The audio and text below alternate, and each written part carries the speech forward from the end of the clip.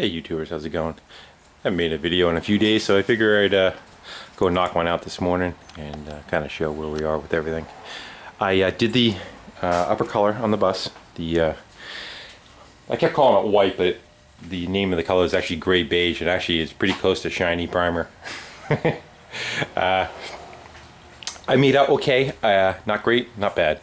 Had some boo-boos, of course, with the learning curve. I get boo-boos. Did all the door jambs.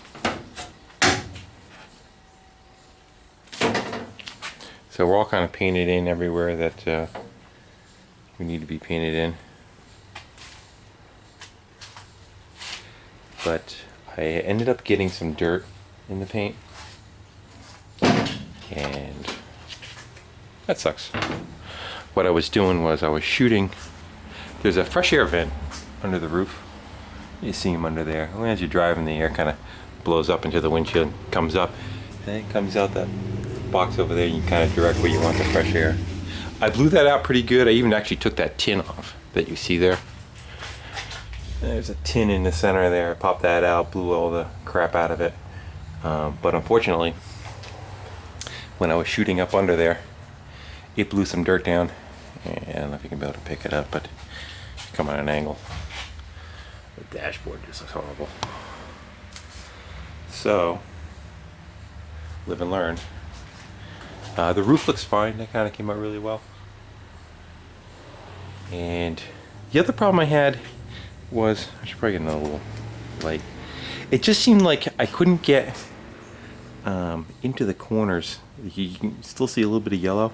Just had a hard time trying to get it like all these areas kind of filled into where it would stay, and of course, like, you know, in these jams, try to blow in there. And having done that, I ended up getting a little bit of a couple of runs trying to accomplish that. You'll see one right there. I actually rubbed out with a rag and just kind of kept going. And there's one more somewhere else. I think in the front corner. Yeah, right there. So that's my boo-boos.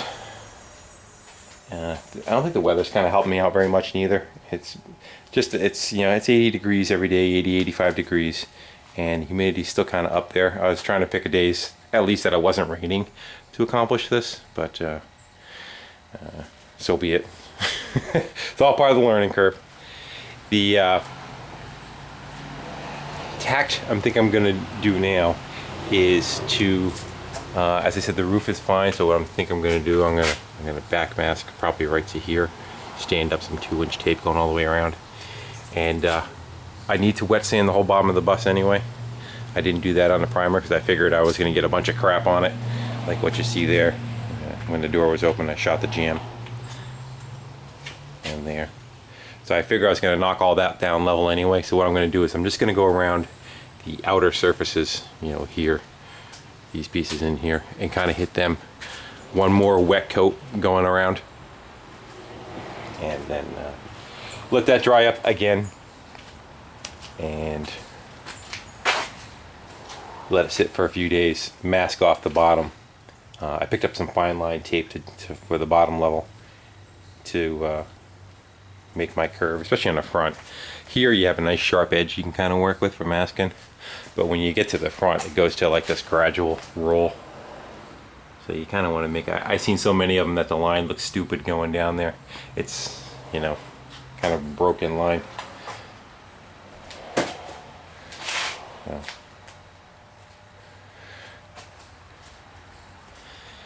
I figure I'll probably do some wet sanding today, paint it tomorrow. Maybe I'll paint it today. Not sure. Tonight, rather. I had to go and get some other work done. I had to make some money. So I've been playing with tractors and mowers and those kind of things. I painted the rims too, sandblasted and painted them. And I painted them the same color as the bus, the top of the bus. But my thinking is the bottom is going to be that blood red color was the actual color. something red. I forget the name of that. I might go and do. I'll see after I paint the bottom.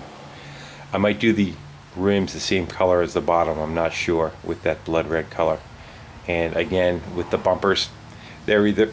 I was thinking either going white or going with that that primer gray color.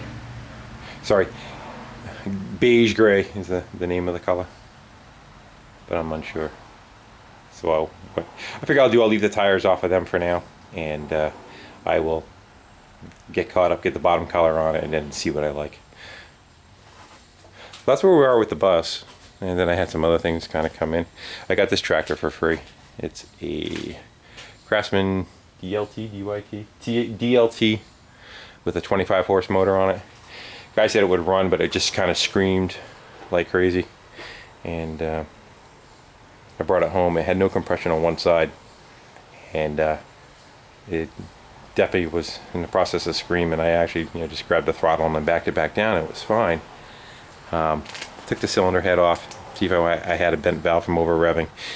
It wasn't a bent valve. As soon as I popped the valve cover off, the two push rods were just right off, and the adjuster was off of the rocker. So it just basically everything just fell apart on there, probably from over revving. Put all that back together. I had compression on that side. Motor ran fine, but it's kind of weird if you see. Yeah, in there. See that big spring back there? That spring was sitting up here.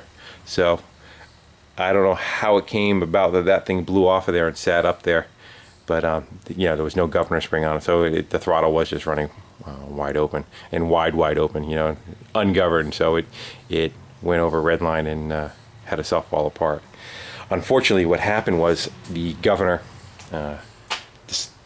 decided to blow its brains out too, and that's internal. So the governor does not respond at all. As you rev it up, you don't get any back flap from the governor shaft coming out of the motor, which is right down there, that guy.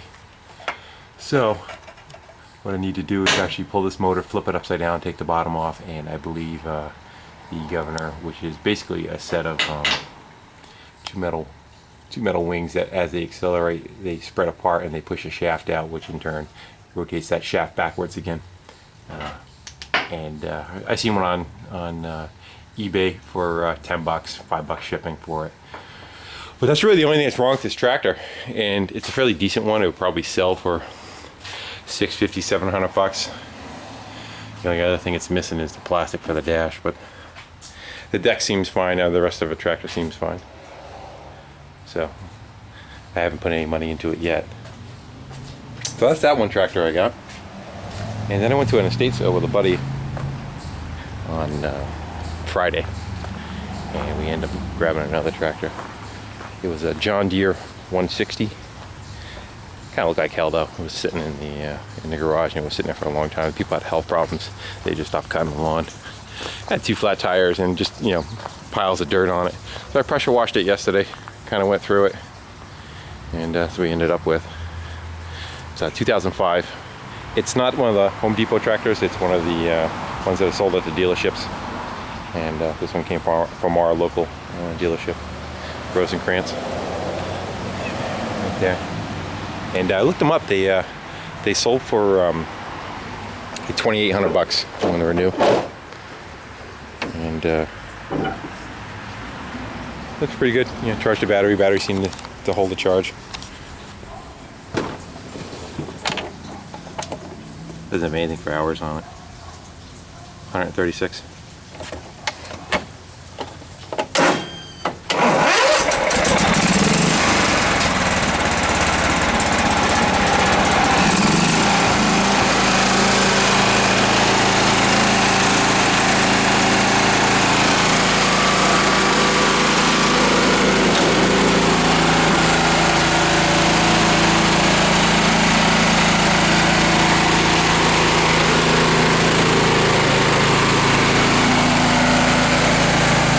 Cleaned up nicely.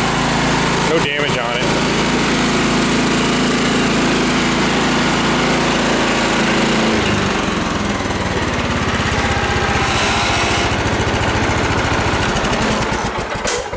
In any event, We got that tractor for $150.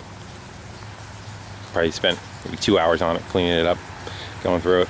The battery is the original battery, so I have a feeling that's going to be pooched, as you can kind of tell from the hesitation on the starting there. But I figure it's should go for $800.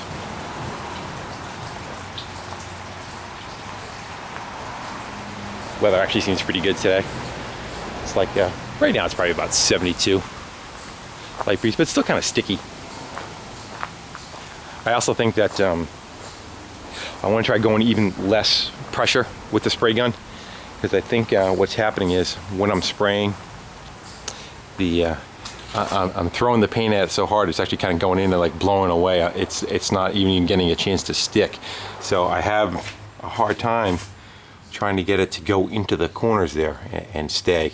So I think my next goal is going to be that. I'm going to try running it even a little bit less pressure. I think the gun I'm using has a regulator valve on it, but you know, it's a cheapo and it's hard to tell what it's actually saying on the gun.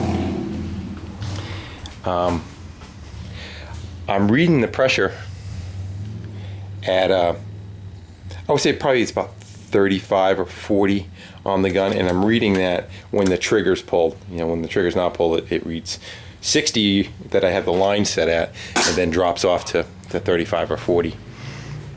I may try even going a little bit lower than that with it and see what happens. See, you know, if I find enough mist of a pattern and just not blowing so much out of the way. The other gun, remember I was talking about, excuse me, I was talking about I was having a problem with the primer going on really dry and the gun sputtering. It started doing the exact same thing with the paint also, and I switched over from one gun to another gun that I had. As soon as I did that, it went away, and the other gun was actually having a problem where when you let off the trigger, it was still dribbling paint out the front of it, so something blew out on the inside of the gun. I just blew it out with thinner, and I haven't had a chance to go take the gun apart and see what actually failed in that, but something actually went wrong with the gun. So that could be what part of my primer problem was. What else? Anything else? Yeah, any other updates I can add? Oh, when you were telling yesterday, one of the other items we got was a nice set of ramps. Not that I need another set of ramps if the price is right. Guy was just walking out of his house with them, and he's like, "What do you want for them?" $25. So I'll take. Jumped right on him. Yeah, that's hang on. $180. So, they're nice. They're the curved ones, and they're good for $7.50 a piece. So, I'll probably be going on Craigslist also. All right, guys, it's just a little update. I figure I'll give you a heads up when I get a little further along with it.